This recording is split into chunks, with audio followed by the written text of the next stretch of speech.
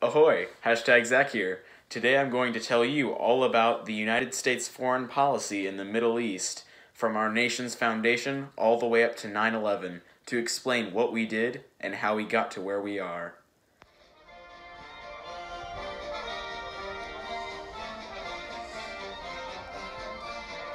Before we begin going in depth into the history, it's important to note that the main underlying cause for almost every United States interaction in the Middle East has to do with resources.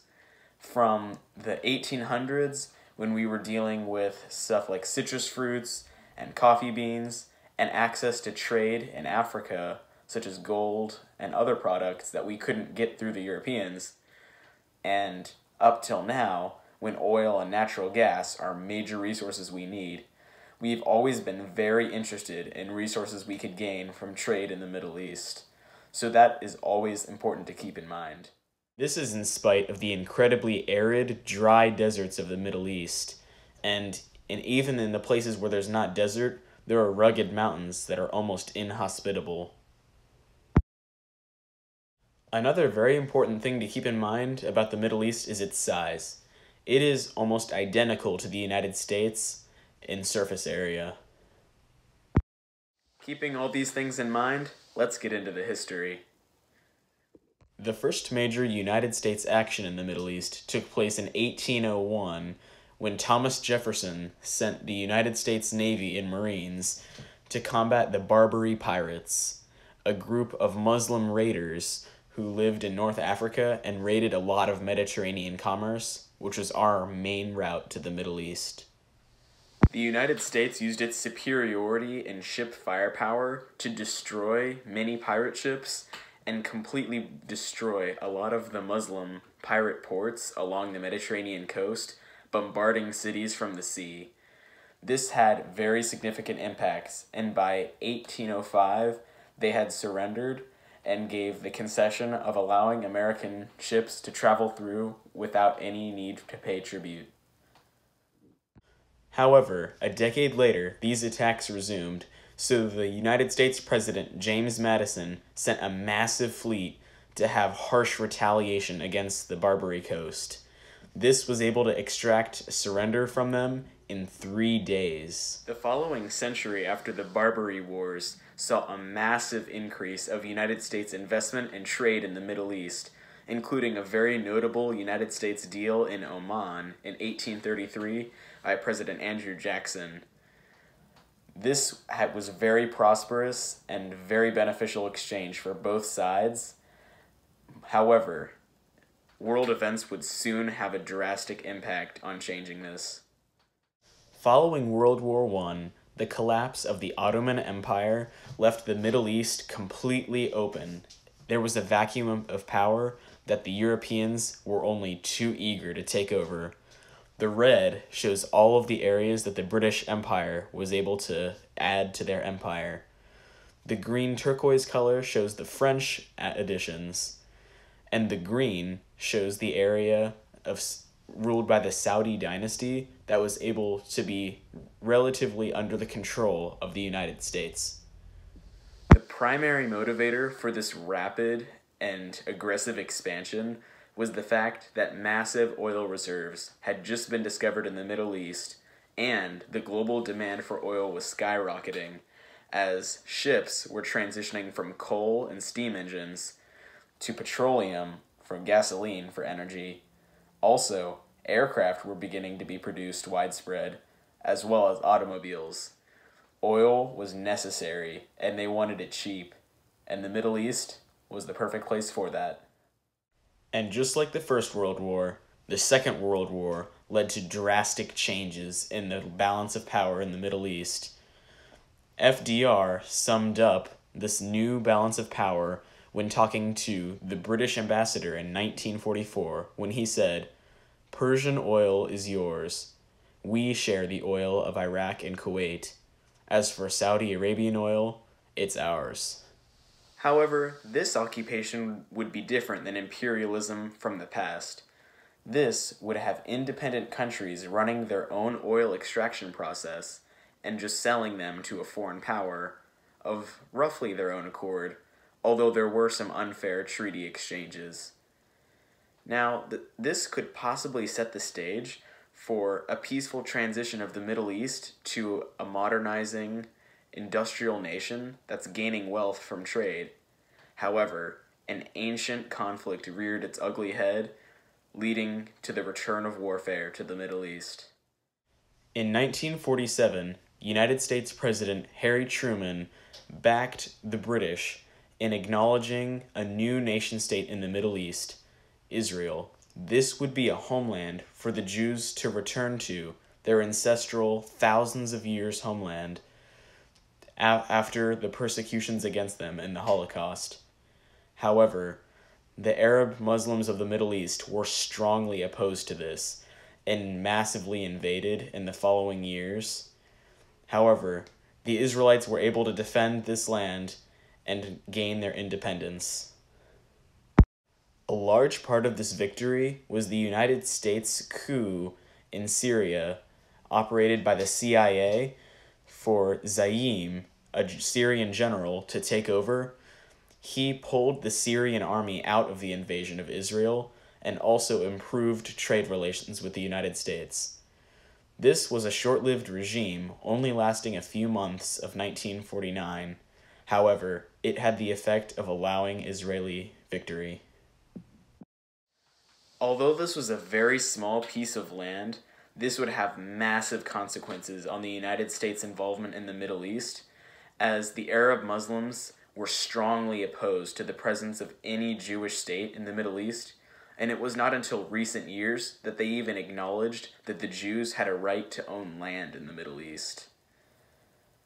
This would set a complete relationship of amnesty between the United States and many Arab states of the Middle East, leading to a lot of Soviet involvement in these Arab states, really stoking the fires of resentment in order to play on to the Cold War confrontation.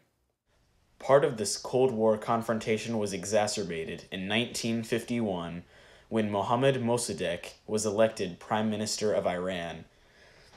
He had a lot of liberal policies, cutting ties with British imperialist powers, and also having a lot of social reforms. However, he tightened his bonds and his country's bonds with the Soviet Union, expanding their trade. This made the United States very nervous that Iran was on the brink of falling into communism. The United States decided to launch a coup to change the government.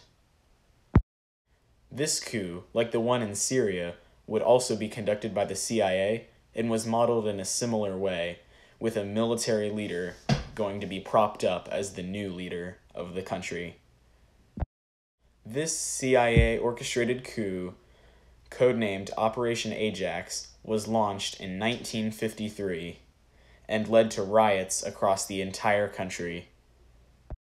Reza Pahlavi was installed as the Shah, or King, of Iran. The next issue involving the Cold War would occur in 1956, when Nasser, the new president of Egypt, began having very close ties with the Soviet Union, reforming his country in a dictatorship around himself and receiving a lot of Soviet military aid. He also expelled all influence from France, Britain, and the United States. This was extraordinarily worrying for United States President Dwight D. Eisenhower, because in Egypt, the Suez Canal was the major seaway of the entire world, linking the Mediterranean to the Indian Oceans, and could be disastrous if the Soviet Union gained any influence in order to close it down at some point. Something had to be done. However, Eisenhower didn't want to exacerbate already tense relations between the United States and the Arab Muslim nations of the Middle East, so he decided to do nothing about this. However, France, Britain, and Israel had other ideas. In what would later become known as the 1956 Suez Crisis, France and Britain launched helicopter raids from the north, while Israel launched tank strikes from the east and moved in, taking the Suez Canal from Egypt. This resulted in Eisenhower being furious, as this was done without any consideration to brief him ahead of time. He stood strongly against the invasion and cooperated with the Soviet Union and Egypt in pressuring France, Britain, and Israel to move out. This may seem like a terrible decision, siding with dictators at the expense of democracies and handing the Suez Canal to a horrible regime. However, this had some very major impacts on the United States' foreign relations with the Middle East, as it allowed the Arab states to trust the United States more, and actually resulted in a decline of Soviet influence in the Middle East, allowing the United States to be a lot more lenient with how aggressively they would fight against communism with coups. Although there was a decline in Cold War tensions in the Middle East, there would still be war, as religious tensions between Sunni and Shia Muslims would result in the bloodiest war the Middle East saw in the 1900s, an 8-year war, the Iran-Iraq War. This was in no small part triggered by blowback from the 1953 coup when the United States replaced the Iranian government, as the people rose up en masse and replaced the government with an Islamist extremist regime with theocratic leaders with complete control of the country. This was one of the many sparks that led to continued conflict in the Middle East. It began in 1980 when the leader of Sunni Iraq, Saddam Hussein, launched a massive invasion of Iran and within 5 years seized all of the major oil fields in the western half of the country. This war would see massive fighting along trench defenses, the likes of which had not been seen since the First World War in Europe. Also, this war even saw the use of chemical weapons and gas attacks. This war also saw lots of bombing of civilian populations, mostly in Iran, but many important raids in Iraq as well. The United States was heavily involved in this first part of the war, supplying the Iraqi military as they were publicly allied with Iraq to fight against Iran, since the Shah was replaced with the Islamists. However, once Iran began winning by a long distance, the United States feared of all-powerful Iraq dominating the Middle East and subverting U.S. interests.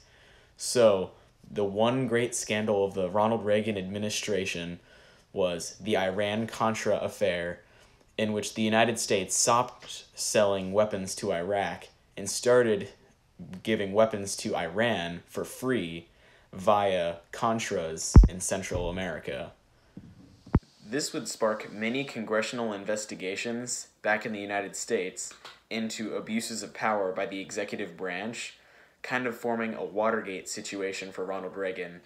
However, he would politically recover, and these effects did have major impacts on the war. In spite of continued Iraqi tank assaults into Iran, the massive air force Iran had gained from the United States via the Contras in Central America allowed them to block all of these, push back Iraq, and even take some of Iraq's territory. However, the war had been going on far too long at this point, and both sides were completely exhausted and agreed to an armistice in which there would be no territorial changes. This war was horrible in every way imaginable. Just like the First World War in Europe, it did not give any of the parties involved any sense of satisfaction or gain with the issues that had led to the conflict. It also alienated much of the Arab world against the United States, as they began to see the United States as just another imperialist like the Europeans, and only interested in exploiting the Middle East for its own gain. This would lead to a great lack of trust between the United States, Iraq, and Iran, which continues to this day. This also left a militarized Iraq under Saddam Hussein, hungry for oil and ready to invade weaker neighbors. We would see the consequences of this only 2 years later, when Iraq invaded the small oil-rich country of Kuwait to its southeastern border. In response, the United States conducted the most overt response they ever had done in the Middle East up to that point in their history. Operation Desert Storm in 1991, where the United States and a coalition of many other nations pushed into Iraq and defeated their army, forcing Iraq to pull out of Kuwait, and also enforcing no-fly zones over Iraq to prevent any possible retaliations against civilians. And there you have it, a war-torn Middle East rife with religious and political grievances that was very poor, war-torn, and saw the United States as the main cause for these issues, whether or not this is entirely true. And this was the bedrock for the attacks of 9/11, which struck the United States population quite unaware in 2001. And for my next video, I will cover the specifics of this and what the United States did to respond. The global war on terror. Please comment, like, and subscribe, and stay tuned for the next video.